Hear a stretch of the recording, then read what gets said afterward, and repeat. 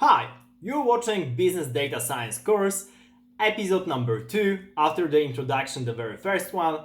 And in this episode, I want to talk about supervised learning on an example of real estate. So, whether you're working in real estate industry or not, you probably already have to do something with real estate because either you are renting a flat, trying to buy one, trying to buy a house. Whenever we all living in kind of a building, so real estate is something very natural for us. And the whole idea about pricing the real estate, pricing house, flat, is very natural. Whether we want to buy, sell, rent, it's always coming up. And actually, machine learning data science is very useful for that task. So imagine a situation that you're a real estate broker and you want to analyze different prices on different streets. This kind of problem is very common. This kind of a problem where you're trying to predict the prices based on the, for example, history of purchases from this area. So in data science, this all comes down to actually kind of regression, supervised learning, classification problems, where if you were trying to do that using Python and data science, then basically you would first try to collect all the information possible about purchase histories, who bought what. So, for example, houses on this street were sold for this price on average, then houses on this street were priced differently. You're trying to connect all the dots, put that in a one nice big table. And then whenever you go into a new flat, new house and try to predict the price, you can use the previous data to try to classify where this given house is placed, which means that what's the correct price, what's the similarities with other houses. So you're trying to, for example, see whether a given house is located on a street which is priced higher or lower, what kind of neighborhood it lies in. So those kind of things are intuitive for most real estate brokers. Also for other people who are not working in real estate, you know that there are some neighborhoods that are better, worse, considered more pricey, less pricey, but it all actually depends on what kind of building you're buying, what kind of flat, in which building, what floor, what kind of facilities you have inside. And if you provide all those informations in form of a table, then you can expect actually data scientists to come up with a nice prediction, depending also on the data. Also, you can add more pictures, more photos to as data as well to try to predict the state of a flat, state of the house, and also factor that in the price. So those kind of predictions are all based on classification. You try to classify your real estate into different categories, and you do that in the first place, and then you try to see where a new house that you're trying to price is lying, whether that's a more pricey category, less pricey, and then you can give an approximate price. So this is actually very, very useful whenever you have bigger data, bigger picture, because if you're working in just one particular area and you're trying to make predictions based on that, then probably your intuition is better off often than a machine would be, at least at the beginning, because it all comes down to data. If you have a lot of data, then actually machines becomes better and better because they can see different connections you probably won't be able to see because there's simply too much information for a human to process.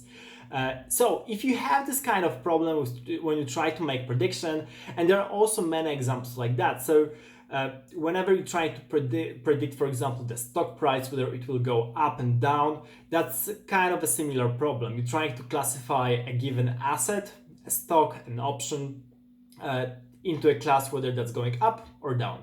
Simple as that. You're trying to predict the price.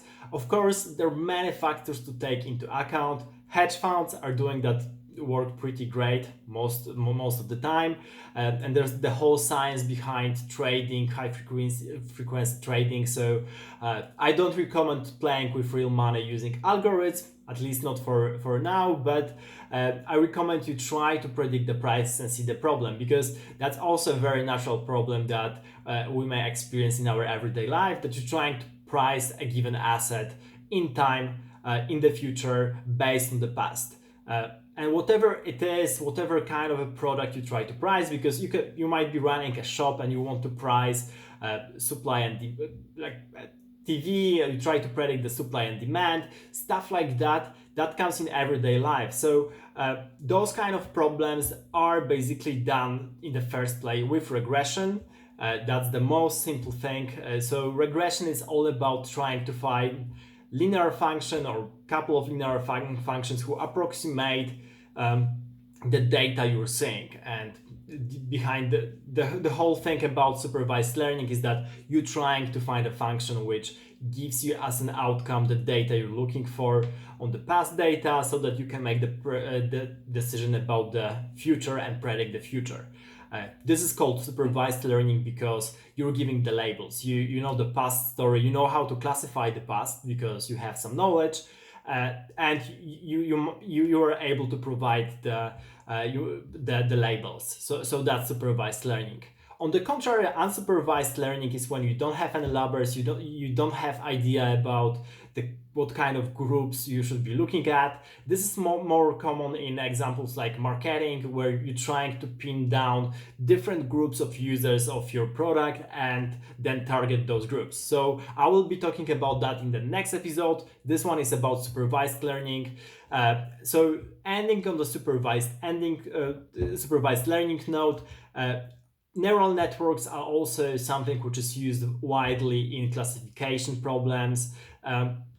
Those are really important. You probably heard about them, because whenever you hear about artificial intelligence, people mostly mean machine learning, and that means neural networks most of the time. So neural networks are basically those funny objects which are based on neurons, which are connected with each other, but the principle is very easy. You pass the information between different layers, and each layer is trying to do something funny to the data it obtained from the previous layer and pass it along with some changes.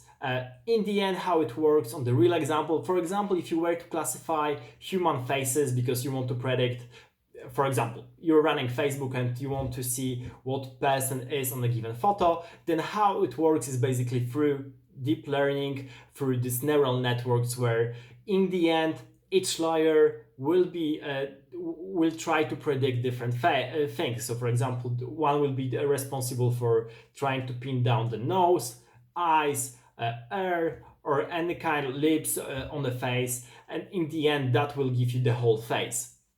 This is very much a simplification, but this is how it works. You have these different layers in neural networks, which will allow you to actually classify different objects. This strategy is very effective. It's really applicable almost everywhere, and that's why we see this boom in machine learning, deep learning nowadays. So I hope you've learned something already. We'll be covering more of that in the next episodes. I want to cover unsupervised learning, go into deep learning, machine learning, to see different kind of examples that you can use in your business or in real world. Thank you for watching, and see you in the next episode.